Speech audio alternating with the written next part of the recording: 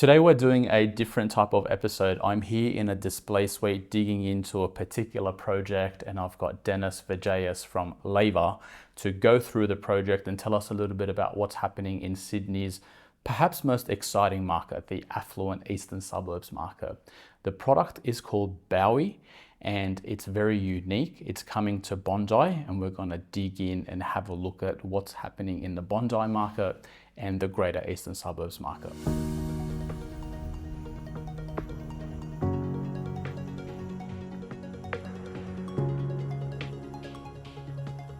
Dennis, it's great to be with you. Tell us a little bit about what's been happening in the eastern suburbs market and Bondi in particular. Yeah, look, Pete, I think that overall, Bondi, and in particular Bondi, has probably experienced its biggest resurgence of new development in the last 5 to 7 years. Traditionally, obviously, Bondi being kind of the premium beach of the eastern beaches, has always had a little bit of a funny reputation. A lot of tourists, a lot of sort of transient, and then we saw this incredible, and again, coming back to the question and the story of placemaking, we saw this beautiful rejuvenation of Gould Street, Hall Street, and in particular some of the beachfront, Campbell Parade developments. And with that amenity and with some of those beautiful stores opening and galleries and cafes and restaurants, we saw private development follow. So Bondi obviously saw this incredible resurgence of new developments, probably about 11 or 12 new developments in the last 5 years.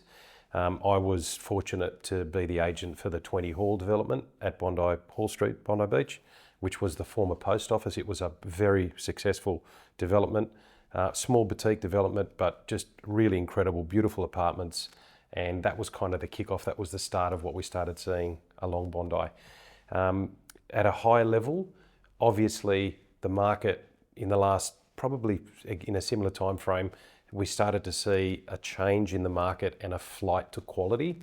So developers, as feasibilities became a little bit tighter, funding 5 or 6 years ago was harder, planning delays and all the things that we know about, we started seeing this push in probably around 2019, 2020, just before COVID, this push towards owner-occupier, quality development, and that's pretty much when we started seeing a lot more development across the whole eastern suburbs. Rose Bay, Double Bay as another prime commercial precinct, Bondi Beach, and then sprinklings of developments in the surrounding eastern suburbs. One of the major attractions of this site and what makes Bowey different, and credit to the architects Woods Baggett, who have just been incredible with the design here, is they've really paid homage to the history and the heritage of the site. You'll notice they have retained this beautiful heritage facade, and we've built a brand new building in behind that facade. There's a beautiful open communal space at the back here. The corridors have got, open corridors, the communal areas there are breezeways with fresh air, cross ventilation, lots of natural sunlight.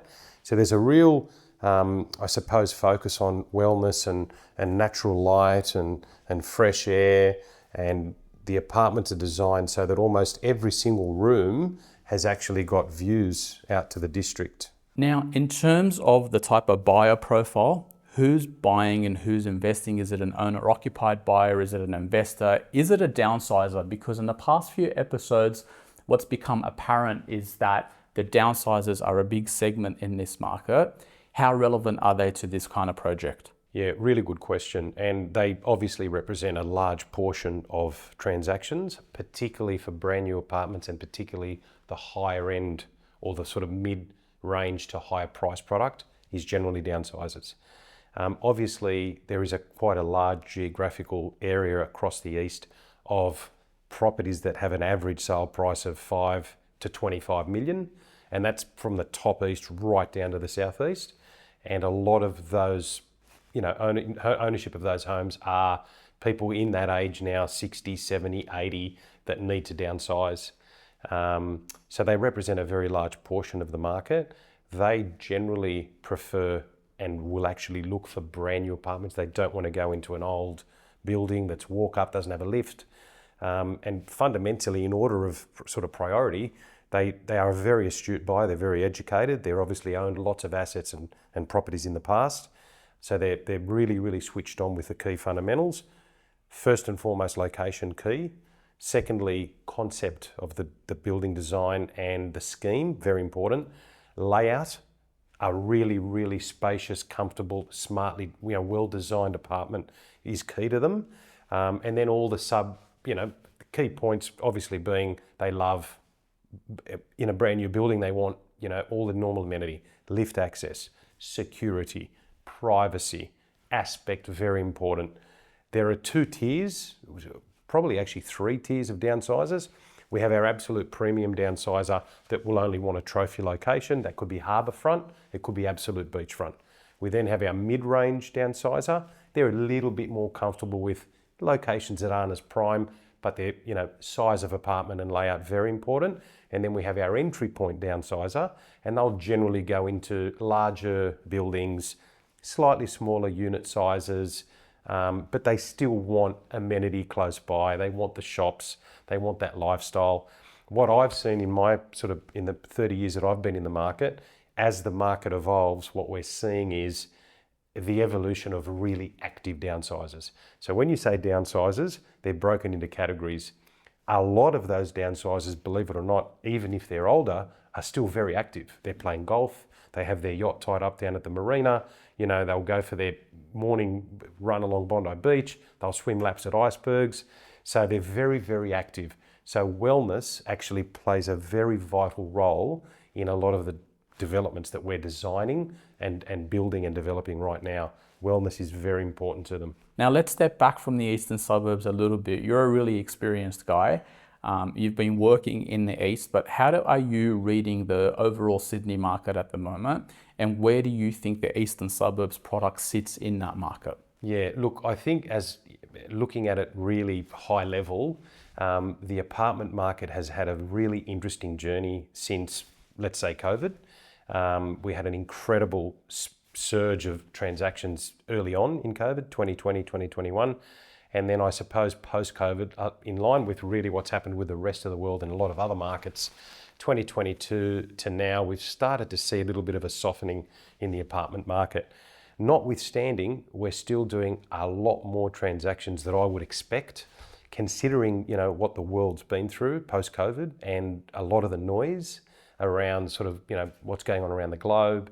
I'm just incredibly impressed on how resilient the property market is right across Sydney. Our business, we're fortunate that we have projects right across the whole Sydney metro. We have about 12 or 13 projects live right now. So we're not just in the east, we're right across Sydney.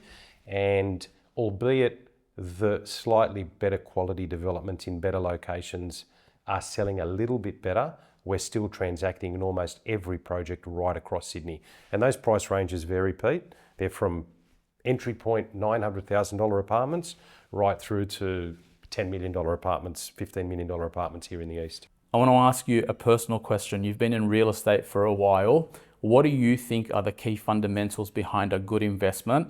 And what do you think people should be looking out for, particularly when buying brand new? Because brand new sometimes gets tarnished with a bad brush, but some of the best investments I've made have been brand new properties. What are the key elements for you? One of the big things that has happened in the industry, albeit it's to the detriment of, in terms of development, planning, delays, the planning portal, just the red tape associated with all of that has just been really exhausting for developers, time consuming, and time is money. So it's to the detriment of development. However, what I can say has been a real positive is with all of those changes and legislation fundamentally, developers now need to almost get to CC stage before they start building.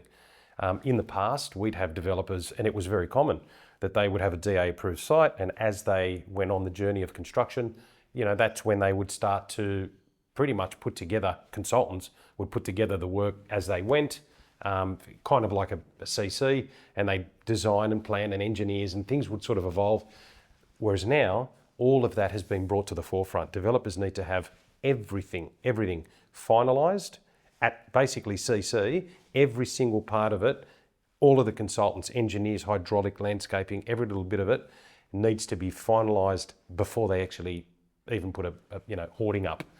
So what I think has been a massive issue in the past is because of the lack of legislation around some of that, there's just been a lot of loose ends, and developers who I suppose aren't as experienced really cut corners. And some of the things that we saw that we're all very familiar with, the Mascot Towers and so on, they are as a result of developers really just cutting corners, not doing things properly, not having documentation in place, and these faults happen, and to the detriment of the retail customer. So I'm really supportive of the changes in legislation which have enabled a much more stringent, watertight journey for the developer in terms of design, documentation, planning, the builder, everything being lined up properly. And I think that's a huge benefit to the end consumer. There's no grey areas. I can't remember the last development we did in the last 5 years where there's actually been a material change in the development where a buyer has had to say, you know what, I need to pull out because this isn't what I signed up for. So I think fundamentally that legislation and change has improved them. And finally, one of my favorite questions, what have you learnt about yourself as a leader, having built a business, growing and scaling a business, and also what have you learnt about yourself as an investor? Wow, another great question, Pete, putting me on the spot here. Patience. This market, and the last 5 years in particular, you've had to be really patient and resilient with really what the market has thrown at us. And the space that we operate in, we're one of the unusual sort of beasts where we sit between the wholesale end and the retail end of the market. Our developers, obviously representing the developers from a sale point of view, and just really understanding the journey that they've gone on and the challenges around delivering product, supply shortage, funding, planning delays, things that we all know about. And then at the retail end, our customers, they've been belted. When you think about what's gone on in the world, starting with COVID and what's happened post-COVID, cost of living, genuine concern, inflation, interest rates through the roof, global uncertainty, Trump tariffs recently, it's just a non-stop. So really, we've been caught sandwiched in the middle of all these challenges. We've sort of had to fight 15 fires. And it really has taught me as a business owner and as a leader to really just be patient. It's both hands on the wheel kind of stuff as a business owner and leader. And I suppose one of the points of difference of our business is that my partner and I are very hands-on in the business from right across the whole gamut. From a project coming in, we're very involved at the very early stages, right through to actually being on the sales floor. This project that we're going to look at today, I'm actually the selling agent for the developer right here on the ground. So it's very much, as I said, hands on the wheel stuff, but probably patience and resilience and just really just turning up every day and just continuing to do the little things. And I'm actually quite optimistic about the future of the market in the next few years.